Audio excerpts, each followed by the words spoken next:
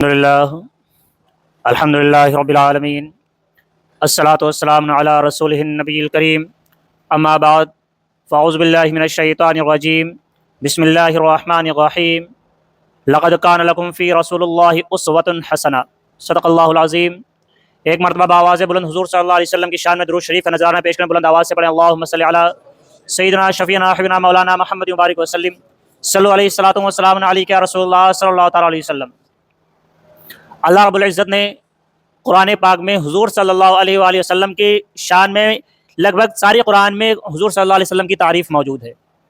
آپ قرآن پاک کی جس بھی آیت کا مفہوم نکالیں گے اس میں صرف اور صرف حضور صلی اللہ علیہ وسلم کی تعریف و توصیف اللہ رب العزت نے بیان فرمائی ہے، لیکن اللہ رب العزت نے ہمیں یہ بھی بتا دیا کہ اس کے رسول سے ہمیں محبت کس طرح سے کرنی ہے۔ ہمیں اللہ کے رسول سے محبت اس کے بتائے ہوئے طریقے پر ہی کرنی پڑے گی۔ اگر ہم رسول سے محبت کا دعویٰ کرتے ہیں اور اپنے دعوے میں اگر ہم جھوٹے پائے جاتے ہیں یا ہمارے دعوے میں کچھ بھی ذرہ برابر بھی کمی بیشی پائی جاتی ہے تو ہماری ساری نمازیں، ساری عبادتیں، سارے روزے، یہاں تک کہ جو بھی عبادتیں ہوں، ساری زندگی کسی نے طواف کرتے ہوئے ہی کیوں نہ گزار دی ہو، اگر رسول کی محبت میں ذرہ برابر بھی کمی بیشی پائی جائے گی تو ساری زندگی کی اس کی عبادتیں اس کے منہ پر مار دی جائیں گی۔ اب بات آتی ہے کہ حضور صلی اللہ علیہ وسلم پر ہمیں اپنے آپ کو کس طرح سے قربان کرنا ہے، حضور صلی اللہ علیہ وسلم سے محبت ہمارے دل میں کس طرح سے ہونی چاہیے۔ پہلی بات ہم نے آپ لوگوں کو پہلے بھی بتایا تھا کہ اگر مسلمان کسی بھی معاملات میں، چاہے وہ دنیاوی معاملات ہوں یا دینی معاملات ہوں، جس معاملات میں جہاں پر بھی انسان کمزور ہوگا دشمن وہیں پر وار کرے گا، دشمن وہیں پر حملہ کرے گا جہاں سے انسان کمزور ہوگا۔ بھئی آپ لوگوں نے بہت ساری واقعات پڑھے ہوں گے، قصے کہانیاں پڑھی ہوں گی جس میں آپ نے پچھلے زمانے کے راجاؤں کے واقعات پڑھے ہوں گے۔ آپ کو معلوم ہی ہوگا کہ دشمن فوج وہیں سے حملہ کرتی تھی جہاں سے قلعہ کمزور ہوتا تھا، قلعے کی دیواریں کہیں سے کمزور ہوں گی تو وہیں سے حملہ کیا جاتا تھا۔ اسی طرح سے اگر ہم اپنے ایمان میں، ہمارا ایمان جہاں سے کمزور پایا جائے گا، دشمن اسی فراق میں بیٹھا ہے، اسی انتظار میں بیٹھا ہے کہ یہ مسلمان کہاں پر کمزور مل جائیں اور وہیں پر اس پر وار کیا جائے۔ جب ہم نماز کے معاملے میں کمزور پائے گئے تو دشمنوں نے ہماری نمازوں پر پابندیاں لگائیں، جب ہم اذان کے معاملے میں کمزور پائے گئے تو دشمنوں نے ہماری اذان پر پابندیاں لگا دی۔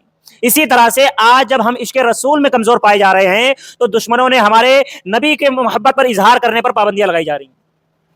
یاد رکھیں کہ اگر ہم یہ کمزوری اپنی ظاہر کرتے رہیں گے، اس معاملے میں ہم کمزور رہیں گے تو ظاہر سی بات ہے کہنے والوں کو ہزار موقع ملیں گے اور ہم کچھ نہیں کر پائیں گے۔ آج اگر کوئی انسان نبی سے محبت کا اظہار کر رہا ہے تو اس پر مقدمے درج کیے جا رہے ہیں۔ یہ نوبت کیوں آئی؟ یہ نوبت آنے کی وجہ غیر مسلم نہیں ہے، یہ نوبت آئی ہماری وجہ سے۔ میں کس سے کروں؟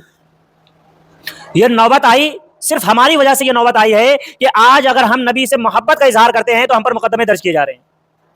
اس میں غلطیاں ہماری ہیں، ہماری اپنی غلطیاں ہیں۔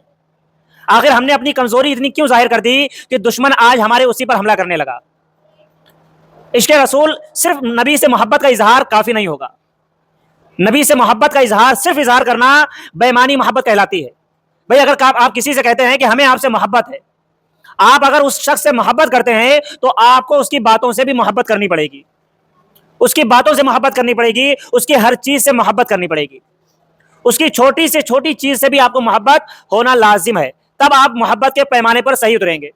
لیکن ہم کہتے ہیں کہ ہمیں نبی سے محبت ہے، ہم اپنے نبی سے محبت کرتے ہیں، لیکن ہمیں پایا کیا جاتا ہے کہ نبی سے محبت کا ہم دعویٰ کرتے ہیں لیکن نبی نے جس چیز کی بات ہمیں بتائی اس پر ہم عمل نہیں کرتے۔ نبی نے کہا کہ مسلمان بزدل ہو سکتا ہے، کنجوس ہو سکتا ہے، لیکن مسلمان جھوٹا نہیں ہو سکتا۔ آج مسلمان سب سے زیادہ جھوٹا پایا جا رہا ہے، تو ہم اپنے نبی سے محبت کا دعویٰ کیسے کر رہے ہیں؟ ہم اپنے نبی سے محبت کا دعویٰ کر رہے ہیں لیکن ہم آج ہر معاملات میں جھوٹ بولتے ہیں، چاہے وہ دینی معاملات ہوں، دنیاوی معاملات ہوں، یا دوستوں کے ساتھ ہوں، یا کہیں بیٹھے ہوئے ہوں۔ اگر ہم بیٹھیں گے کوئی بات نہیں، کوئی ضرورت نہیں، اس کے باوجود ہم ہزاروں جھوٹ بولیں گے، لمبی لمبی پھینکنے کے لیے جھوٹ بولیں گے۔ بھائی اگر ہمیں جھوٹ بولنے سے کوئی فائدہ نہیں، اگر فائدہ بھی ہے تب بھی جھوٹ بولنا گناہ ہی رہے گا۔ نبی نے صاف کہہ دیا کہ اگر کوئی مسلمان پہلی بار جھوٹ نہیں بول سکتا، اگر کوئی انسان جھوٹ بولتا ہے تو وہ مسلمان، وہ مومن نہیں ہو سکتا ہے۔ آج ہمارے معاشرے میں دیکھ لیجیے آپ کہ اگر کوئی انسان چوک چوراہوں پر بیٹھا ملے گا تو اگر اس کے وہاں پر بیٹھ کر وہ 100 باتیں کرے گا اس میں سے 90 باتیں جھوٹ بولے گا، وہ 90 باتوں میں وہ جھوٹ بولے گا، دوسروں کی برائیاں کرے گا، چغلخوری کرے گا۔ کام کی بات ہوگی تو صرف 10%، باقی ساری باتیں کیا ہوں گی؟